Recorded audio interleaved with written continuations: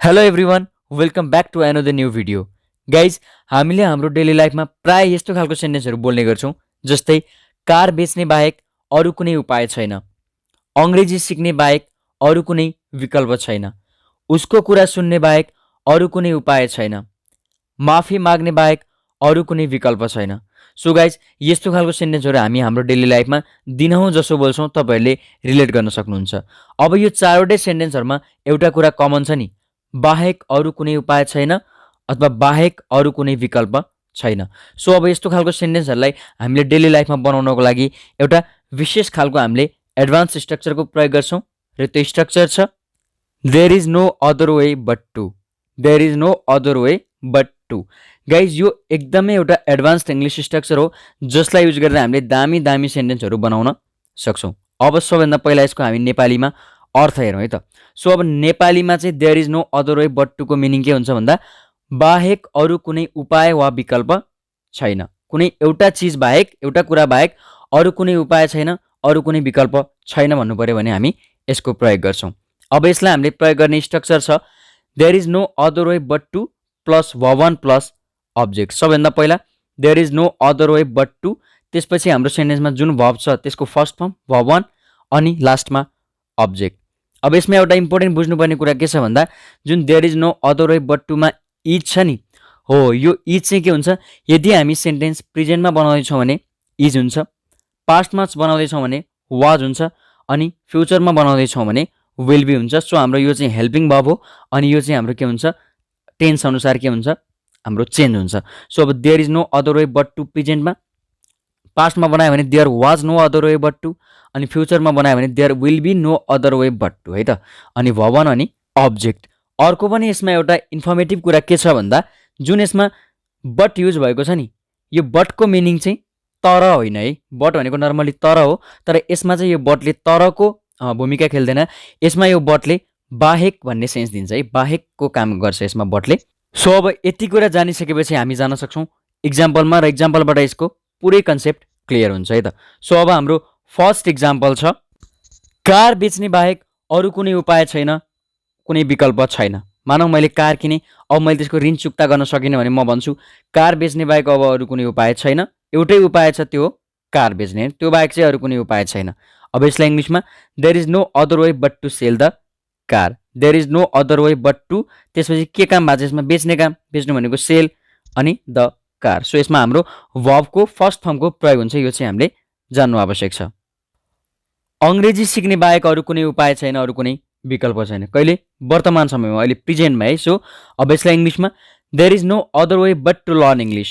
There is no other way but to learn English. अङ्ग्रेजी सिक्ने उपाय छ, त्यो बाहेक अरू कुनै उपाय छैन। मानव कोही मान्छे विदेश जान खोज्दैछ भने त सिक्नै पर्यो इङ्ग्लिस। सो इङ्ग्लिस सिक्ने बाहेक अरू कुनै उपाय छैन।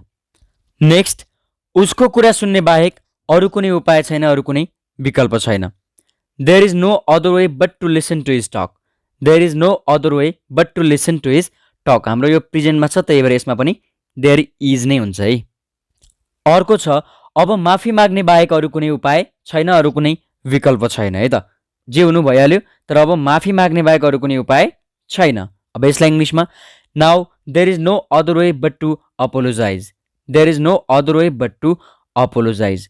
अपोलोजाइज भनेको चाहिँ माफी माग्नु। नेक्स्ट, काम गर्न विदेश जाने बाहेक अरू कुनै उपाय थिएन, अरू कुनै विकल्प थिएन। अब हाम्रो आयो पास्ट टेन्सको होइन, मतलब विगतमा बितेको समयमा अथवा पास्टमा चाहिँ पहिला काम गर्न विदेश जाने बाहेक अरू कुनै उपाय थिएन भन्नुपर्दा अब यसलाई इङ्ग्लिसमा there was no other way but to go abroad for working. There was no other way but to go abroad for working. यसमा चाहिँ हाम्रो पास्ट टेन्स भएको कारणले इजको ठाउँमा के आयो, वाज आयो, अनि there was no other way भयो है त। नेक्स्ट, त्यति बेला पढ्ने बाहेक अरू कुनै उपाय थिएन, अरू कुनै विकल्प थिएन होइन। पास्टमा बितेको समयको कुरा गरिरहेको छु म, बितेको समयमा पढ्ने बाहेक अरू कुनै उपाय थिएन। अब यसलाई इङ्ग्लिसमा at that time there was no other way but to study. At that time there was no other way but to study. At that time भनेको त्यति बेला। नेक्स्ट, चुप लागेर बस्ने बाहेक अरू कुनै उपाय थिएन, अरू कुनै विकल्प थिएन। चुप लागेर बस्ने बाहेक कुनै उपाय नै थिएन बितेको समयमा। There was no other way but to stay quiet. There was no other way but to keep quiet भन्न पनि सकिन्छ। त्यसै गरी उनीहरूसँग सहयोग माग्ने बाहेक अरू कुनै उपाय वा विकल्प हुने छैन। फ्युचरमा है, सो अहिले म भविष्यको कुरा गरिरहेको छु, त्यस कारणले भविष्यको कुनै समयमा चाहिँ उनीहरूसँग सहयोग माग्ने बाहेक हामीसँग अरू कुनै उपाय हुने छैन अथवा अरू कुनै विकल्प हुने छैन। अब यसलाई इङ्ग्लिसमा there will be no other way but to ask for their help. There will be no other way but to ask for their help. अब यसमा फ्युचर भएको कारणले देयर विल बी आयो होइन। यदि यही कुरा उनीहरूसँग सहयोग माग्ने बाहेक अरू कुनै उपाय छैन भएको भए there is no other way हुन्थ्यो। थिएन भएको भए there was no other way हुन्थ्यो। अब हुने छैन अथवा हुँदैन भन्यो भने फ्युचरको कुरा हो, त्यस कारणले there will be no other way but to ask for their help. यसमा आस्क फर भनेको माग्नु होइन, कसैलाई सहयोगको लागि भन्नु, आस्क फर देयर हेल्प। अब हाम्रो लास्ट इक्जाम्पल छ, यस्तो गरेर त पछुताउने बाहेक अरू केही उपाय हुँदैन अथवा कुनै विकल्प हुँदैन। यदि अहिले यस्तो गरियो भने पछि भविष्यमा कुनै विकल्प हुँदैन पछुताउने बाहेक भन्न खोजेको होइन। सो अब यसलाई इङ्ग्लिसमा by doing so there will be no other way but to repent.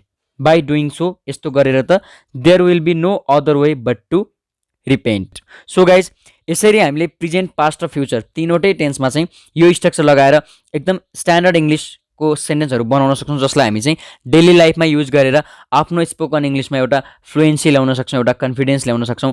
नअड्किकन नेपालीमा जसरी बोल्छौँ त्यसरी हामी इङ्ग्लिस बोल्न सक्छौँ।